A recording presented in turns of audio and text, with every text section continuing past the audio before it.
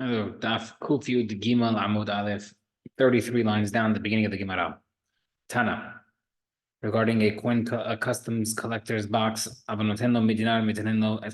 can pay him a half dinar to get change instead of a whole dinar, and the guy can give change in small denominations from himself, but not from his actual amount, not from his actual coins that he's collecting. And the reason is, we're going to explain right now. How come you can't trust custom collectors? How can that be considered stolen if they're just collecting customs? Right? All these things we don't want you to touch because they're considered stolen. But customs, if they're hired by the government, it should be fine. Famous concept. The law of the kingdom or the government is the law. You have to follow the rules. Referring to a corrupt one who doesn't have limits to how much he collects, and therefore he overcharges. That's considered stolen. The Rabbi says different answer. He appointed himself without even official appointment from the king. Some people learn it via the following Mishnah. A person cannot wear kilayim even on top of 10 other sets of clothing just to evade customs. So I'm not talking about it. Against Rabbi Akiva. The Mishnah is asur to wear kilayim to pass customs. Rabbi Shimon Rabbi Akiva mitzvah davriach you're allowed to wear kilayim to evade customs. So Bishlam l'minyan kilayim b'hakimitzki. The machloket regarding kilayim is the following machloket. The more so var davar she'enu mitkaven mutar. Rabbi Akiva holds that something that you're trying to do that's not your intention. Your intention is not to wear it or get warmth from it. Therefore, it's mutar to wear kilayim in that aspect. Umar so var davar she'enu mitkaven asur, but according to the other Rabbi Shimon says no, it's asur. So Tanakama says it's asur. And therefore, the machlokes only regarding kilayim and your intentions, whether or not intentions count. But how come you're allowed to evade customs in the first place? We know the halacha is that you have to follow the government laws. Same answer. The customs guy is collecting without any limit, therefore he's stealing. The Brianna says, is referring to a guy who appointed himself. Another way of learning the same thing. You're allowed to declare a vow to murderers, plunderers, or custom collectors. You have people who are corrupt who are trying to rob you or collect money. You're allowed to say, "Oh no, I made a ned." You're allowed to say, "Oh, ned there that it's shahid al mother. The item that's trying to steal from him is tiruma. It belongs to the king. And really, truthfully, it's not from tiruma. It's not from the king. You'll never do it. But how can you lie to the customs? You have to pay customs. To pay customs. How do you lie? The guy who doesn't have a limit. The Brianna says, he points himself. Rashi says, referring to a non-Jewish customs collector who's collecting more than he's allowed to, so he's stealing. Tanya writes it says, if a Jew and a mafia Kanaani, a robber Kanaani who's powerful, is suing the Jew,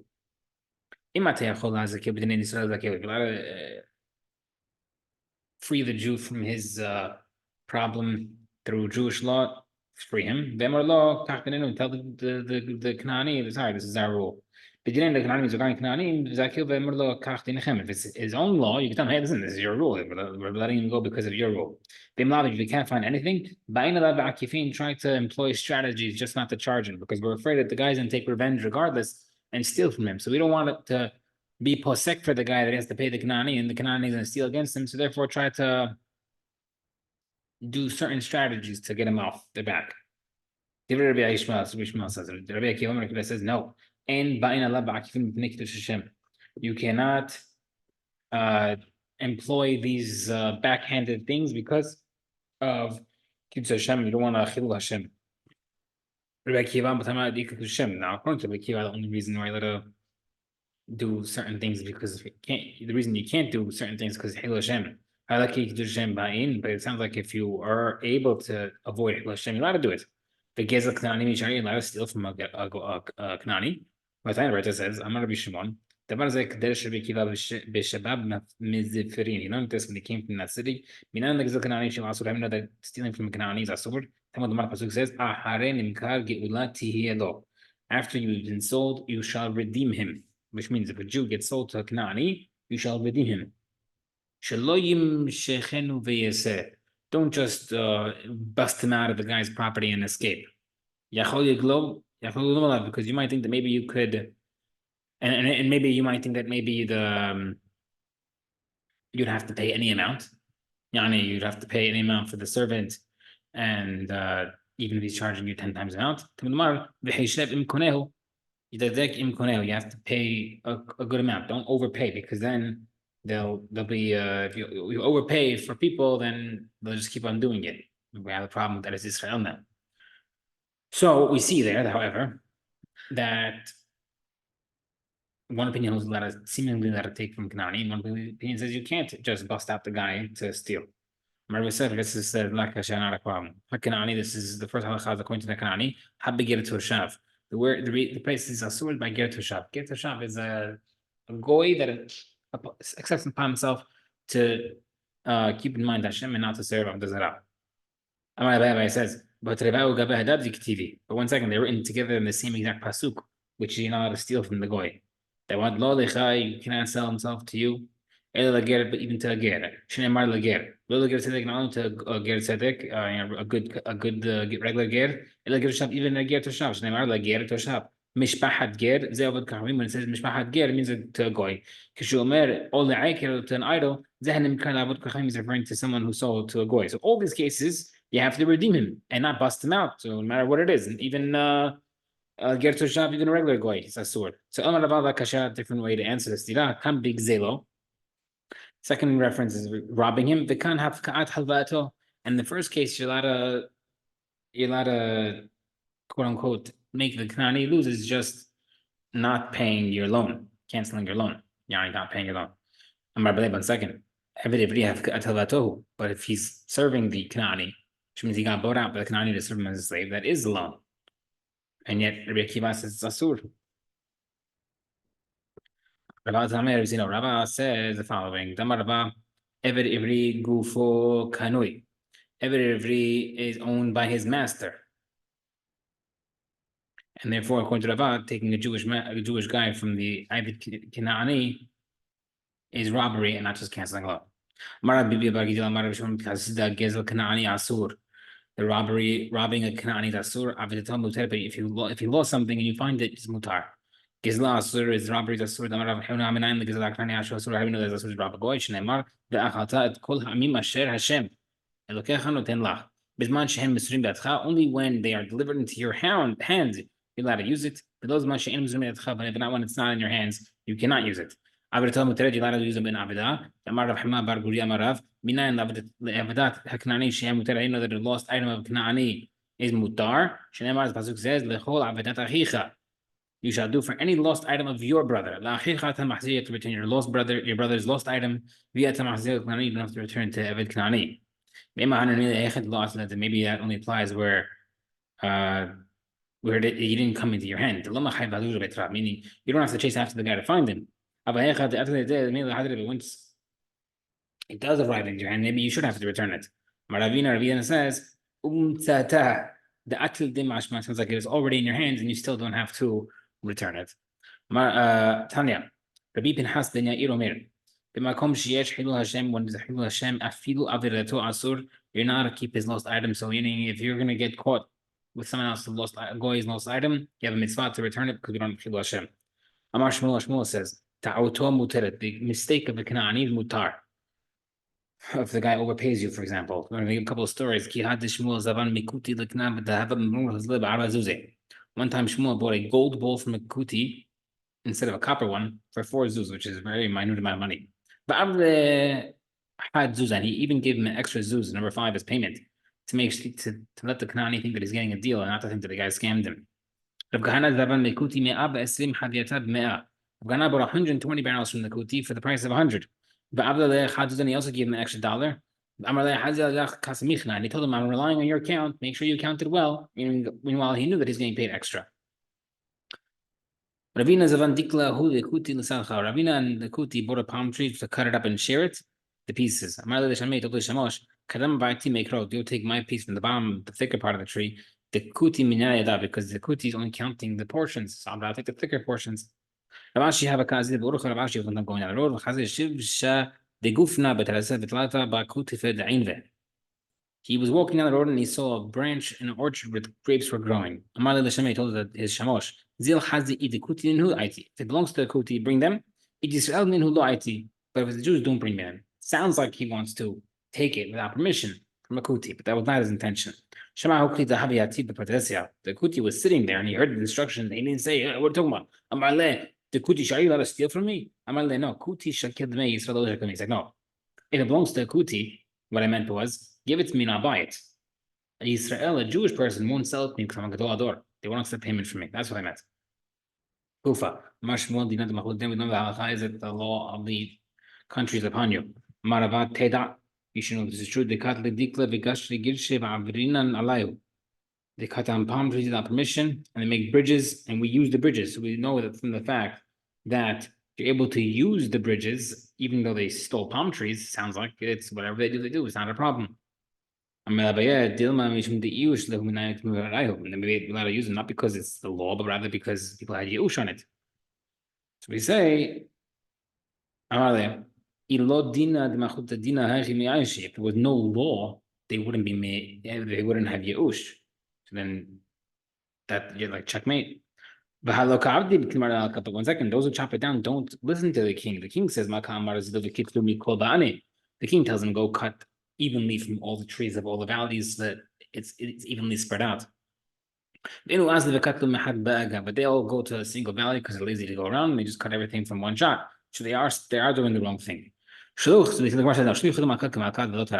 The king's messenger has a status as the king himself, and therefore they know that they're not following the exact thing.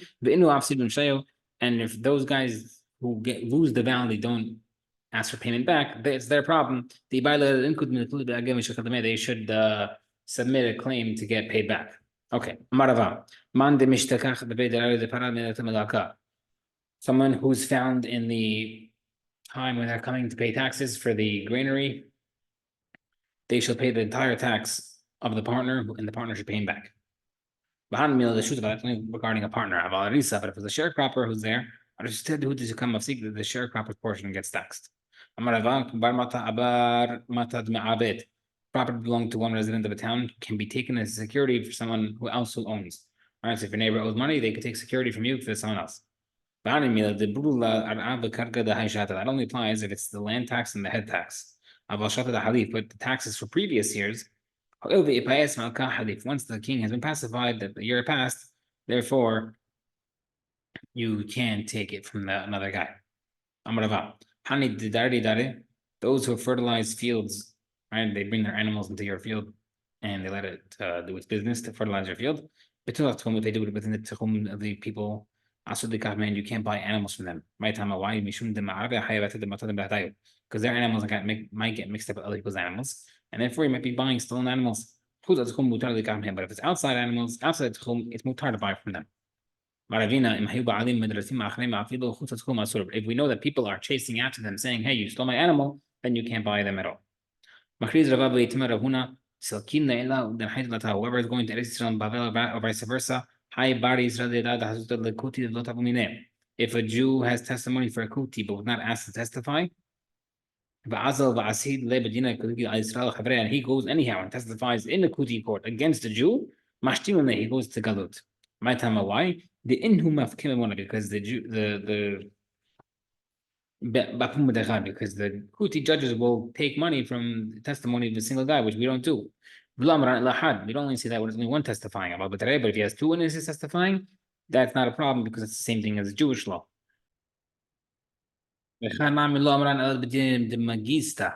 even if there's one witness, we don't only say that only applies when it's by the village court, but the government court. It's the same thing as Jewish court because one witness in Jewish court can also force a shivuah. We ask the question: in the case of a hashu person, which the government courts will rely on him like two people, do we say that they'll take out money based on his single testimony? Therefore, he shouldn't testify. Or maybe given the hashu, maybe since he's a hashu person, he can't escape it, and therefore he should testify. Okay, cool. A Jewish person who sold their land to a goy's land that's on the border of another Jew's land, Mashin, they would put him in Galut. Might have why?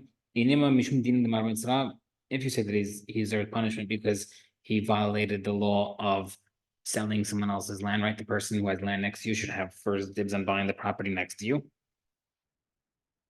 If it's because of that, you're buying it from a guy and selling it to a guy, like a mishmit in the bar mitzvah, there's no halacha, right? You're just keeping the status quo. Rather, it is because the owner of the property can tell the seller, you placed a lion at my border. You purposely put me potential harm by having these people who don't care about their neighbors. And he's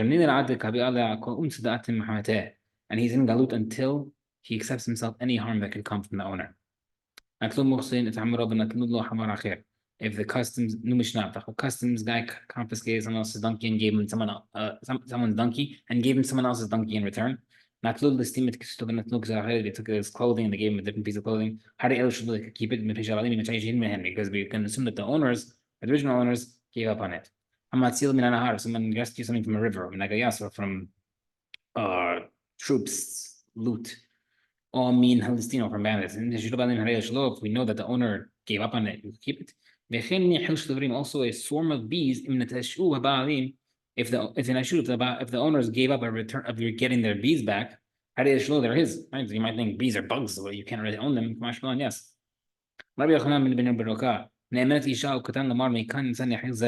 A woman or a child is believed to say, "Oh, those bees, those belong to Joe down the block." Let's say you're walking in someone else's, you're allowed to walk into someone else's field to retrieve and save your bees. And if you damage the field, you have to pay for what you damaged. If